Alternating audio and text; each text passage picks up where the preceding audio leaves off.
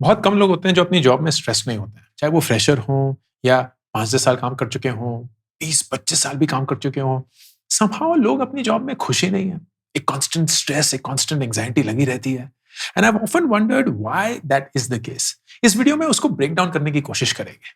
पहले ये समझने की कोशिश करते हैं कि स्ट्रेस या एंग्जायटी एक यूजुअल आउटकम से अटैच्ड होती है। वो आउटकम ज्यादातर होता है कि हम इस जॉब से फायर हो जाएंगे, कि कोई हमें इस जॉब से निकाल देगा, ये नौकरी हमारे पास रहेगी नहीं। And that could be a really dangerous और a scary situation for a lot of people. इसलिए नहीं क्योंकि उनके पास पैसे नहीं है, इसलिए नहीं क्योंकि उनकी सैलरी रुक जाएगी तो उनका खर्चा पानी कहां से निकलेगा, while that may also be true. It is simply a lot of things that are attached with it, right? Self respect, society में respect, अपना self confidence, all of this gets damaged अगर आपको नौकरी से निकाल दिया गया।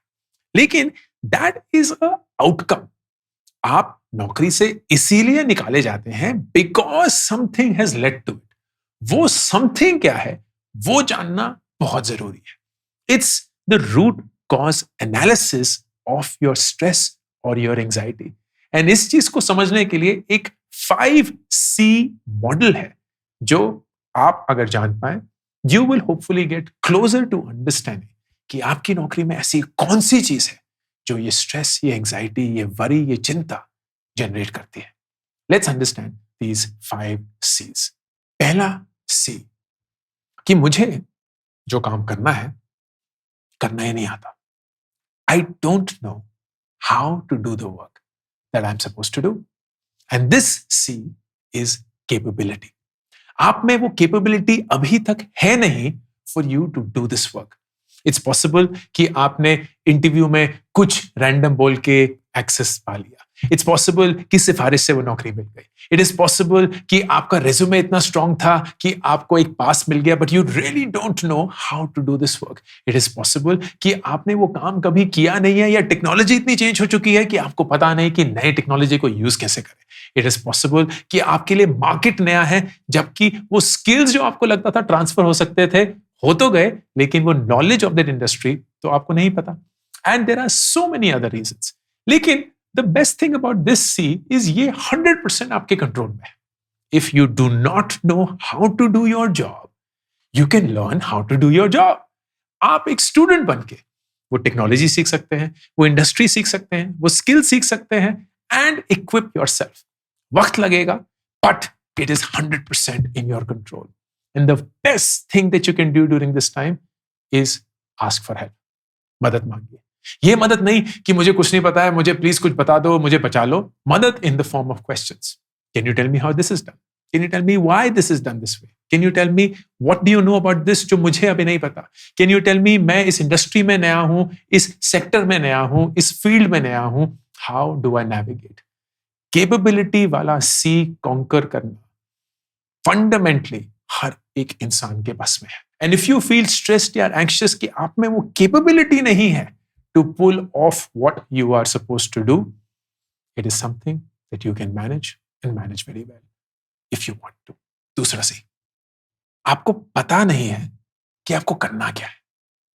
You know how to do the work, capability है, लेकिन यू हैव नो आइडिया कि वाकई में करना क्या है। You don't have the second C, clarity. And ये ऑफन एक कॉम्बिनेशन होता है आपका एंड आपके मैनेजर या कंपनी का। It starts from the company और द मैनेजर। अगर उन्हें ही क्लैरिटी नहीं है कि करना क्या है, देन आपको कहां से मिलेगी? अगर वो ये एक्सपेक्ट कर रहे हैं कि आपके पास वो क्लैरिटी ऑटोमेटिकली आ जाएगी, it may be a lot for you to consume. अगर आप ठीक से समझ नहीं पाए और काउंटर क्वेश्चन नहीं किया या एक्सपेक्टेशन सेट नहीं करी, so it is your fault. You have to work together with the company and the manager to get this clarity कि मैं ये काम क्यों कर रही हूं? Why am I being told to do what I am supposed to do? जब तक आपके पास वो क्लैरिटी नहीं आएगी कि आपको क्या काम करना है, आपको वो कैसे करना है, आपको वो क्यों करना है, it doesn't matter whether you know how to do the work or not. आप तब भी कभी नहीं कर पाएंगे। You will not be able to achieve what you're supposed to achieve. इतनी बार ऐसा होता है कि you'll work really hard, you'll put in the hours, आपको पता भी है क्या करना है, तो आप सब कुछ कर लेंगे इन सब, एंड आपके मैनेजर तब भी खुश नहीं है। And you like, what more can I do? इतना तो फाइट मार चुकी हूं, now what do I do? Is it a question of capability? नहीं, it's a question of clarity. It's a question कि आपको पता ही नहीं था कि आपको करना क्या है, आप एक अलग ही दिशा में निकल गए। वो काम तो कर दिया आपने, लेकिन that was not what your manager wanted. It was not what they expected from you. And क्योंकि आपने वो confirmation, वो clarification, वो clarity हासिल नहीं करी, you were lost while working very hard. And imagine वो कितना stress create करता है। Imagine the stress of showing up every day, working really hard, but not even knowing for what. Not even knowing whether this is what you're supposed to do. तो please पूछिए, clarify करिए। जितने सवाल अपने काम के बारे में पूछ सकते हैं पूछिए। And if you not getting the answers, raise that, because until you don't know कि आपको क्या काम करना है, you will never be at peace and feel fulfilled in your work. Number 3, आपको पता है कि आपको करना क्या है, आप उस काम को कर भी सकते हैं, तो क्लैरिटी भी है एंड कैपेबिलिटी भी है। लेकिन आपको ये नहीं पता कि क्या आप वो काम अच्छे से कर पा रहे हैं या नहीं। आपको ये नहीं पता कि क्या आप खरे उतर रहे हैं या नहीं। आपको ये नहीं पता कि क्या आप एक्सपेक्टेशंस मैच कर रहे हैं या नहीं। आपको ये नहीं पता कि जो आप गलतियां कर रहे हैं उसको सुधारें कैसे। What you lack is the third C, coaching. Coaching from your manager and even from your colleagues will tell you कि आप जो काम कर रहे हैं वो कितना अच्छा कर रहे हैं। And this is such an important part of the game. इतने लोग अपने काम में इसीलिए स्ट्रेस्ड होते हैं क्योंकि वो काम तो कर देते हैं, उन्हें ये भी पता है कि करना क्या है, पर उन्हें कोई आइडिया नहीं है कि ये काम वाकई में कंपनी या उनके मैनेजर के एक्सपेक्टेशंस तक खरा उतर रहा है या नहीं। उन्हें कोई आइडिया नहीं है क्या ये जो वो चाहते हैं वो है या नहीं। उन्हें कोई आइडिया नहीं है कि अगर वो गलतियां कर भी रहे हैं या नहीं। उन्हें कोई आइडिया नहीं है कि वो जो गलतियां कर रहे हैं उन्हें सुधारें कैसे। They are completely lost. And they just keep fluttering around, flying, whatever, coasting. काम कर देंगे, थोड़ा बहुत जितना कर सकते हैं वो सब करने की कोशिश करेंगे, क्लैरिटी भी ले लेंगे, वो कैपेबिलिटी के साथ भी काम करेंगे। फिर एनुअल अप्रेजल आएगा और उनके मैनेजर बोलेंगे कि आपने तो ये सारी गलतियां कर दी। And you like what? मुझे अभी तक कोई आइडिया नहीं था। I had no idea how well I was doing. इसका सॉल्यूशन, फीडबैक मांगिए। पहली बार नहीं मिले फिर से मांगिए, दूसरी बार नहीं मिले फिर से मांगिए। डरिए मत। वो फीडबैक जरूरी नहीं है हमेशा अच्छा होगा, वो फीडबैक जरूरी नहीं है हमेशा आपकी प्रशंसा करेगा, लेकिन वो फीडबैक जरूरी है।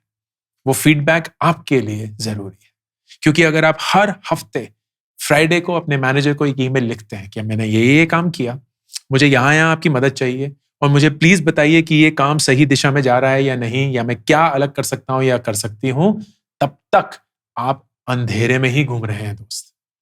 आप पूरी मेहनत तो कर रहे हैं, पूरी शिद्दत के साथ कर रहे हैं, लेकिन कोई आइडिया ही नहीं है कि उसकी वजह से कुछ हो भी रहा है या नहीं। You are missing the third C of coaching. फिर है चौथा, आप फंस गए हैं पॉलिटिक्स में।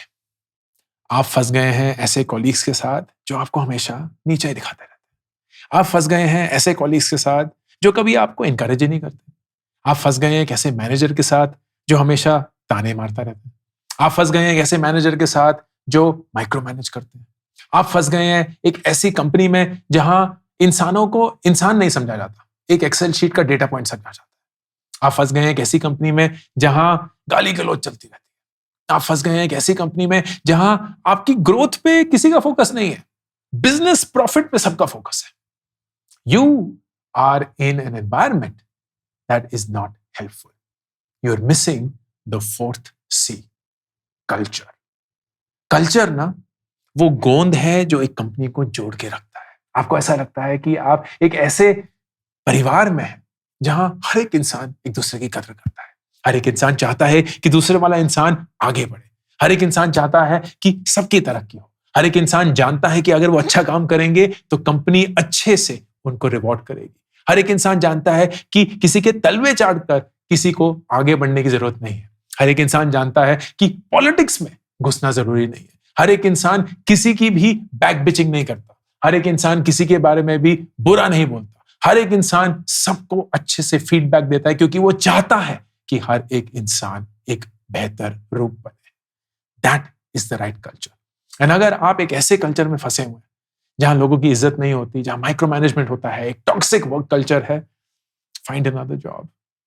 आपको ऐसा लगेगा कि हर एक कंपनी ऐसी होती है, लेकिन हर एक कंपनी ऐसी नहीं होती है। कंपनियां बहुत अलग अलग कल्चर लेके आती हैं एंड कोई भी सही या गलत कल्चर नहीं होता। बहुत लोगों को ऐसा लगता है कि नहीं यार, ये अमेज़न का कल्चर, ये स्पेसएक्स टेस्ला का कल्चर बड़ा ही टॉक्सिक है, बड़ा लोगों से काम कराते हैं। गलत। हाँ, काम कराते हैं, लेकिन जो लोग वहां वाकई में खुश है ना, उनके लिए वो बेस्ट प्लेस है काम करने की। क्योंकि वहां कोई भी इंसान मंडरारा नहीं होता, कोई भी इंसान वेला नहीं होता। हर एक इंसान का एक मकसद, एक पर्पस है। हर एक इंसान को एक बहुत चैलेंजिंग प्रॉब्लम मिली है और उसको सॉल्व करना उनकी जिंदगी का हाय है। They love that culture and they are okay with that. कुछ लोग हैं who are not okay with that. They don't want that culture. उन्हें एक ऐसा कल्चर चाहिए जहां अच्छे से लोगों की परवरिश हो, अच्छे से उनको रखा जाए, बहुत प्यार मोहब्बत की बातें हो, काम चिल हो, वर्क लाइफ बैलेंस हो, and that's perfectly fine as well. आपको आपकी फितरत के अनुसार वो कंपनी ढूंढनी होगी and you will have to work hard to find that company. लेकिन जब तक वो सही कल्चर आपको नहीं मिलेगा ना, you will always struggle. Which brings me to the fifth C. ये बहुत लोगों को लगता है सबसे बड़ा रीजन होता है तनाव का।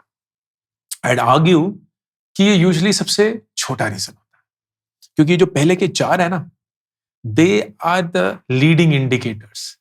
अगर आप वो काम सही से नहीं कर सकते, आपको पता ही नहीं कि काम करना क्या है, आप कितना अच्छा कर रहे हैं वो फीडबैक ही नहीं मिलता, आप सही कल्चर, सही रिस्पेक्टेबल एनवायरनमेंट में ही नहीं है, तो फिर पांचवा रीजन ना बहुत बड़ा लगने लगता है। एंड पांचवा रीजन है कि आप मेहनत तो बहुत कर रहे हैं, लेकिन उसका कोई रिवॉर्ड आपको नहीं मिल रहा, या अगर रिवॉर्ड मिल भी रहा है, it's not enough. You are lacking the fifth C, compensation. And compensation जब मैं बोलता हूं तो सिर्फ पैसे की बात नहीं है, सिर्फ सैलरी की बात नहीं है। लोग उसमें फंस जाते हैं, बोलते हैं यार हम इतनी मेहनत करते हैं, उस हिसाब से तो हमें पैसे मिलते ही नहीं है। But respect is also compensation, rewards are also compensation, acknowledgement is also compensation, encouragement is also compensation, promotion is also compensation, appraisal is also compensation, ESOPs या stock options are also compensation। बहुत अलग अलग तरीके की compensation है। मैं अक्सर ये बोलता हूं कि respect is actually the invisible salary that we all work for। जब तक हमारे काम में हमारी इज्जत हमें महसूस नहीं होती ना, हम बहाने बना के कुछ और बहाने ढूंढ लेते हैं कि नहीं यार सैलरी अच्छी नहीं है, बॉस अच्छे नहीं है, ये अच्छे नहीं है, वो अच्छे नहीं है। वाकई में हमें ऐसा लगता है कि हमारी इज्जत ही नहीं है। And that then manifests in different ways. That's the big thing about the fifth C. लेकिन अगर आप एक ऐसे environment में हैं जहां आपकी मेहनत की कद्र नहीं होती, you're not compensated whether financially, socially, professionally, emotionally well, you will struggle. And आपको ऐसा महसूस होगा जैसे जिम में ट्रेडमिल पे भागते हुए होता है कि जितनी भी तेज भाग लो, जितनी भी देर तक भाग लो, जितने भी पसीने छूट रहे हों, जितनी भी दिल की धड़कनें तेज हों, आप वहीं के वहीं रहते हैं। And that is how a lot of us feel when we are working.